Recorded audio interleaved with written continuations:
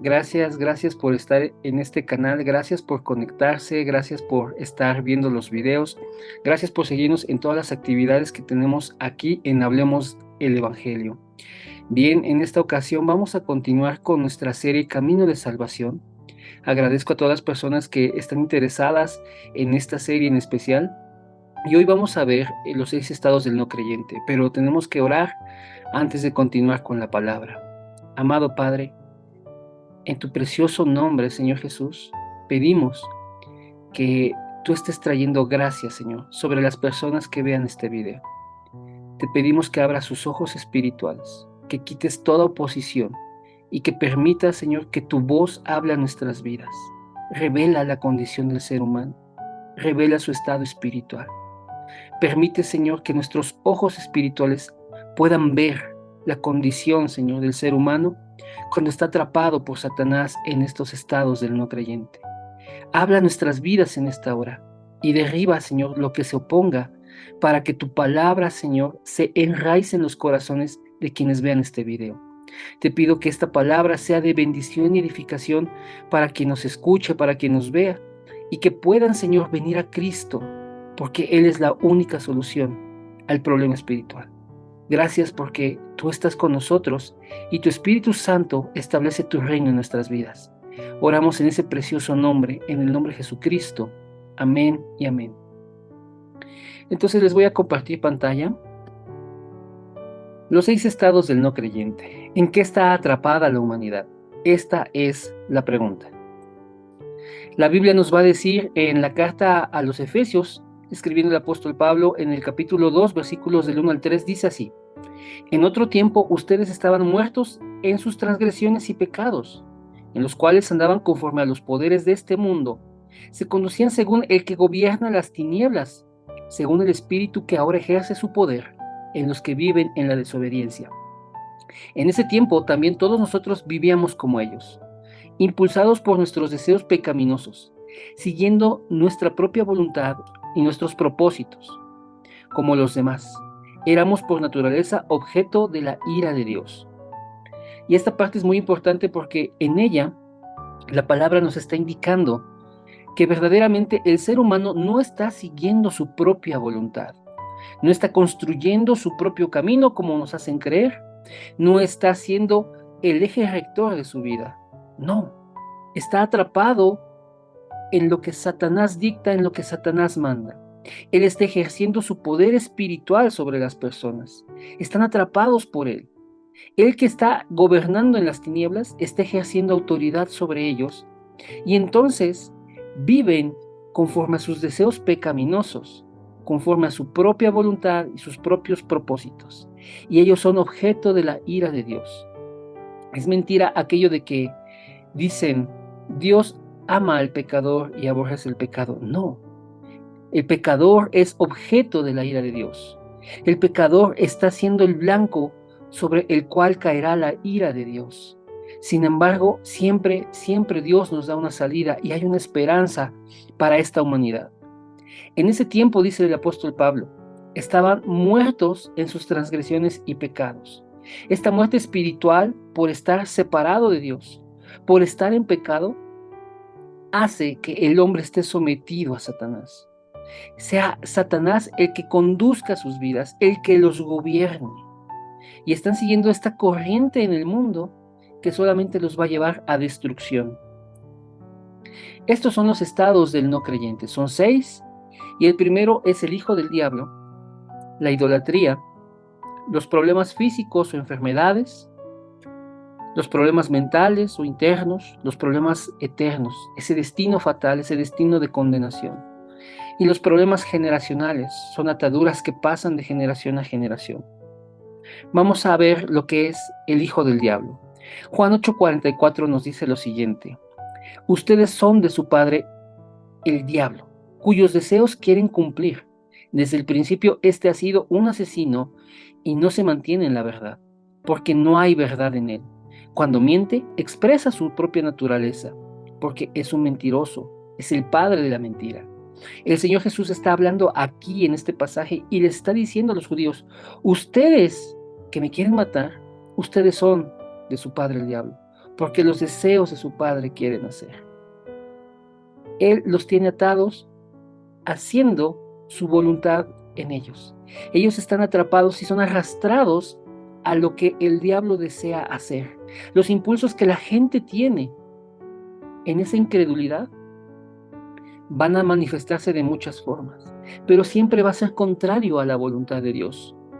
El hijo del diablo es aquel que hace los deseos del diablo y que es contrario a los deseos de Dios, porque no es un hijo de Dios. Idolatría. 1 Corintios 10:20 dice lo siguiente: no, sino que cuando ellos ofrecen sacrificios, lo hacen para los demonios, no para Dios, y no quiero que ustedes entren en comunión con los demonios.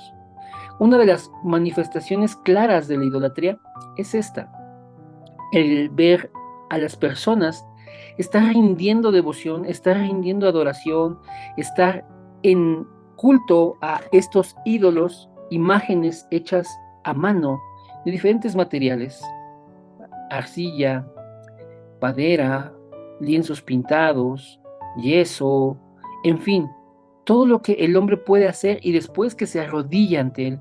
Eso es idolatría. Pero no solamente el hacer estas imágenes, estas representaciones de falsas deidades son idolatría. La idolatría puede ser a una persona, puede ser a una situación, puede ser a un estatus, puede ser a una idea, en fin, todo lo que ocupe el lugar de Dios. Pero Pablo, escribiendo a la iglesia de Corintio, le está diciendo: yo no quiero que ustedes tengan comunión con esos demonios, porque la gente de aquí de Corinto está sacrificando esas imágenes en esos templos, pero lo que hay detrás de esas imágenes son los demonios. Y cada que hacen un sacrificio, no lo hacen para Dios realmente, lo hacen para un demonio. Iglesia, yo no quiero que tengan comunión con los demonios, es lo que está diciendo el apóstol Pablo en esta carta. Problemas mentales. ¿Cómo se manifiestan los problemas mentales en las personas?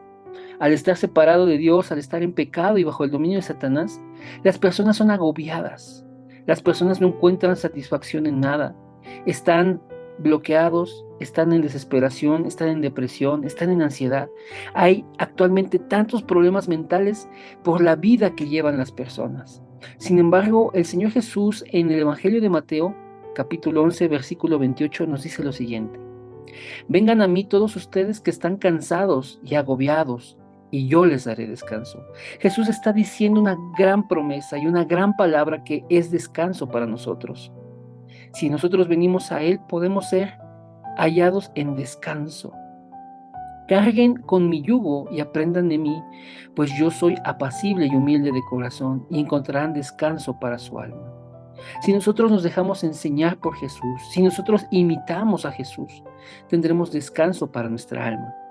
Y dice Jesús en el versículo 30, porque mi yugo es suave. Esas cargas, esa desesperación, eso que oprime a las personas, Dios lo puede llevar. Dios puede quitarlo de encima nuestro y que nosotros tengamos descanso. Hay tantas problemáticas que el ser humano vive que puede llegar al suicidio, que hay vidas destruidas porque los problemas internos emocionales destruyen a la familia, destruyen los matrimonios, destruyen los trabajos, o más bien las carreras profesionales, destruyen nuestros estudios, destruyen nuestras relaciones. ¿Por qué? Porque ese estado del no creyente afecta a las personas que están a nuestro alrededor. No solamente la persona que está sufriendo es afectada, sino todas las personas que están en convivencia con ella. Desgraciadamente, hoy uno de los problemas más grandes en el ser humano es la depresión y la ansiedad. Hay gente que toma medicamentos para no sentirse mal, para poder hacer una vida, una rutina cotidiana. Y Jesús quiere dar solución a eso. Los problemas físicos o las enfermedades. El libro de los Hechos nos narra en el capítulo 8 lo siguiente. Dice el versículo 4, los que se habían dispersado predicaban la palabra por donde quiera que iban. Felipe, un evangelista y diácono de la iglesia, bajó a una ciudad de Samaria y les anunciaba al Mesías. Al oír a Felipe y ver las señales milagrosas que realizaba, mucha gente se reunía y todos prestaban atención a su mensaje. De muchos endemoniados los espíritus malignos salían dando alaridos, y un gran número de paralíticos y cojos quedaban sanos, y aquella ciudad se llenó de alegría. Resulta que a la predicación del Evangelio, al establecimiento del reino de Dios en un lugar, las personas son sanadas, son liberadas de espíritus inmundos. Hoy hay mucha gente que está sufriendo en temas físicos, pero su origen es un tema espiritual. Están atrapados por demonios, están sufriendo malestares, enfermedades, síndromes que están provocados por un tema espiritual. Pero la predicación del Evangelio, la palabra es la que tiene poder para sanar a estas personas. Sin embargo, hoy hay muchas personas que son atormentadas por algún malestar, algún sufrimiento, y están padeciendo, pero la gente no le encuentra solución clínica, porque la raíz de todo esto es el problema espiritual. Los problemas eternos. Imaginen cómo es la vida de una persona que realmente no sigue su voluntad, sino que sigue la del diablo. Es un hijo del diablo y vive bajo los deseos del diablo. Esa persona que desea tal vez creer en alguien, creer en Dios, pero no puede encontrar a Dios, y entonces idolatra lo que sea. Idolatra ídolos en un templo, idolatra dinero, idolatra situaciones, idolatra una idea, un estereotipo, idolatra mil cosas. Y Dios no está en su corazón, sino esa cosa que idolatra. Que pueda vivir en ansiedad, que pueda vivir en depresión, que pueda vivir en problemas mentales o en problemas físicos. Toda la vida de esta persona es padecer, es sufrimiento. Y cuando esa persona muera, le espera un juicio. La Biblia nos habla en la carta a los Hebreos, el capítulo 9, versículo 27, lo siguiente. Dice, y así como está establecido que los seres humanos mueran una sola vez y después venga el juicio. Las personas que mueren sin el Señor van a un juicio. Después de la muerte hay un juicio. Es un problema hacia la eternidad. Pero no acaba ahí. El problema es que eso que viven se lo heredan a sus siguientes generaciones, se lo heredan a sus hijos, se lo heredan a sus nietos. Veamos lo que dice Éxodo 20, versículos 4 y 5. No te hagas ningún ídolo, ni nada que guarde semejanza con lo que hay arriba en el cielo, ni con lo que hay abajo en la tierra, ni con lo que hay en las aguas debajo de la tierra. No te inclines delante de ellos, ni los adores. Yo, el Señor tu Dios, soy un Dios celoso.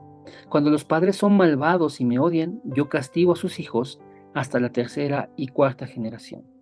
Las personas que viven atrapadas en estos problemas, como hijos del diablo, como idólatras, que están sufriendo en sus emociones, en su interior, que están sufriendo en sus cuerpos, que están muriendo sin conocer a Dios, heredan esta maldad, heredan estos pecados, heredan estas ataduras a su tercera y cuarta generación, es decir, al hijo, al nieto y aún al bisnieto. Entonces, hay un problema generacional. La maldad de los padres es sobre los hijos. ¿Qué nos dice Efesios 2:12? Recuerden que en ese entonces ustedes estaban separados de Cristo, excluidos de la ciudadanía de Israel, es decir, el pueblo de Dios, y ajenos a los pactos de la promesa, sin esperanza y sin Dios en el mundo. La gente que está atrapada en estos problemas espirituales está sin esperanza y sin Dios en el mundo. La Biblia nos dice en 2 Corintios 4, versículo 3 y 4, que esto es lo que está pasando con ellos. Dice, pero si nuestro evangelio está aún encubierto, entre los que se pierden está encubierto, en los cuales el Dios de este siglo cegó el entendimiento de los incrédulos para que no les resplandezca la luz del evangelio de la gloria de Cristo, el cual es la imagen de Dios. ¿Por qué las personas viven en estos estados? Porque Satanás, que es el Dios de este siglo, cegó su entendimiento para que sean incrédulos toda la vida, para que ellos no puedan ver la luz de la gloria de Cristo, para que ellos no escuchen el evangelio, para que ellos nunca puedan resolver a través de Cristo el problema espiritual. Ellos nunca vengan a Cristo y sean libertados de estas situaciones, de estos estados. Si Satanás está obrando para enceguecer, para encubrir este evangelio, Dios quiere dar luz para que ellos puedan ver la gloria de este evangelio, la gloria de Cristo, el cual es la imagen de Dios. Dios quiere que las personas sepan el evangelio, conozcan que hay una solución a su problema espiritual y esa solución es Cristo. Vamos a ver lo que dice el evangelio de Juan. Juan, el capítulo 1, hablando acerca de Jesús, dice el versículo 4. En él, en Jesús, estaba la vida, y la vida era la luz de la humanidad. Jesús es luz para la humanidad, Jesús es vida para la humanidad. Esta luz resplandece en las tinieblas, y las tinieblas no han podido extinguirla. El diablo quiere tener a la gente en oscuridad. Sin embargo, Jesús, que es la luz, vino a resplandecer sobre ellos. El ser humano que estaba muerto espiritualmente en sus delitos, en sus pecados, en esas transgresiones, en esa manera de vivir, Jesús viene a traer luz sobre ellos, viene a establecer el reino de Dios para que ellos sean libertados de esas tinieblas. El capítulo 3 nos lo va a decir más claramente. Desde el versículo 16 se revela el propósito de Dios. Dice, porque de tal manera amó Dios al mundo que dio a su Hijo unigénito para que todo el que cree en Él no se pierda, sino tenga vida eterna. ¿Cuál es el propósito de Dios? Es enviar a Jesús para que el mundo tenga vida eterna por medio de creer en Él. Dios no envió a su Hijo al mundo para condenar al mundo, sino para salvarlo por medio de Él. Ese es el plan de Dios, salvar al mundo por medio de Jesús. El que en Él cree no es condenado, pero el que no cree ya está condenado por no haber creído en el nombre del Hijo unigénito de Dios. Creer en el nombre de Jesús nos permite ser librados de la condenación. Esta es la causa de la condenación, que la luz vino al mundo, Jesús, que es la luz, vino al mundo a traer vida, pero la humanidad prefirió las tinieblas a la luz, porque sus hechos eran perversos. Los estados del no creyente estaban haciendo la voluntad de Satanás. Pues todo el que hace lo malo aborrece a la luz, y no se acerca a ella por temor a que sus obras queden al descubierto. Y efectivamente, las personas que rechazan el evangelio es porque están atrapadas en la oscuridad, es porque su incredulidad los tiene sujetos a una condición donde están sufriendo, sea que sean arrastrados en su voluntad como hijos del diablo, sea que están en idolatría, dando gloria a otra cosa y no a Dios, sea que están atrapados en problemas internos, mentales, en sus emociones, sea que estén sufriendo algún padecimiento físico, alguna enfermedad que tiene su raíz en el problema espiritual, sea que están yendo a la muerte, pero sin conocer a Dios, lo que les depara en un juicio de condenación, sea que estén pasando ataduras y maldiciones a sus siguientes generaciones. La gente aborrece a Jesús y no viene a su luz porque sus obras son malas, porque no quieren ser reprendidos, porque su condición espiritual es estar muertos en delito y en pecado. Pero Jesús, que es la luz, vino a este mundo para dar vida, vino para salvar al mundo. Este es el plan de Dios, que el mundo sea salvo por medio de Jesús. Dios no quiere que el mundo quede ciego por el diablo y que no puedan ver el evangelio. Dios quiere que ese velo, esas vendas caigan de los ojos de las personas y entonces les resplandezca el evangelio de la gloria de Cristo. Dios permitirá que este evangelio sea predicado a todas las naciones como testimonio a ellas. Este plan se llevará a cabo sí o sí, porque esa es la voluntad de Dios. Dios quiere salvar al mundo por medio de Cristo y que entonces las personas salgan de estos estados espirituales y la luz se establezca en sus vidas, el reino de Dios se establezca en sus vidas y ellos salgan de las tinieblas a la luz admirable que es la luz de Dios. Verdaderamente Satanás opone al evangelio. Él quiere tener atrapadas a las personas. No quiere que las personas conozcan a Jesús. Quiere tenerlos ciegos por siempre. Pues si no ven el evangelio, no conocerán a su Salvador. Nunca saldrán de esa condición espiritual. Siempre estarán muertos y pasarán a una muerte segunda. La Biblia dice que es la condenación. Entonces, Dios quiere mostrarnos que Satanás opera en las personas para tenerlas atrapadas, siguiendo su voluntad, siguiendo sus deseos, haciendo idolatría, sufriendo en sus emociones, sufriendo en su cuerpo una enfermedad, llegando a la muerte sin conocer a Dios, y que las maldiciones y toda esa maldad pase a la siguiente generación, y así tener atrapadas no solo a las personas de esta generación, sino de las siguientes generaciones. Pero el Señor les reprenda y el Evangelio tome lugar en la vida de cada una de las personas. Que este Evangelio sea predicado y que sepan que Jesús es la luz que trae vida y libertad a las personas. El plan de Dios es salvar al mundo por medio de Jesús.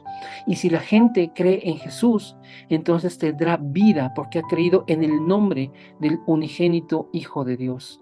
El que viene a la luz está en evidencia que sus obras son hechas en obediencia, que son hechas en agrado a Dios.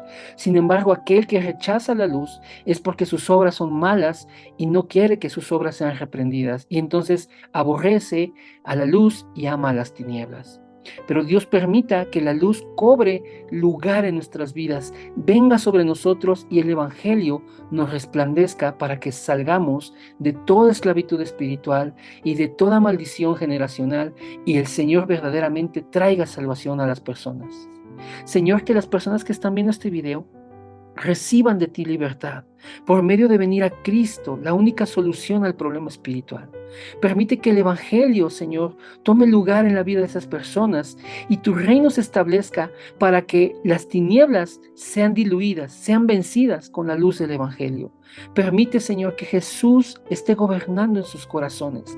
Permite que te conozcan y que entonces, por medio del Evangelio de Cristo, estas personas sean libradas de todo estado espiritual que los lleva a condenación. Oramos en ese precioso nombre, en el nombre de Jesucristo. Amén y amén. Que el Señor les bendiga, queridos hermanos y queridos amigos que siguen este canal. Dios permita que a través de la palabra ustedes puedan conocer a Dios y entonces que sus vidas sean restauradas.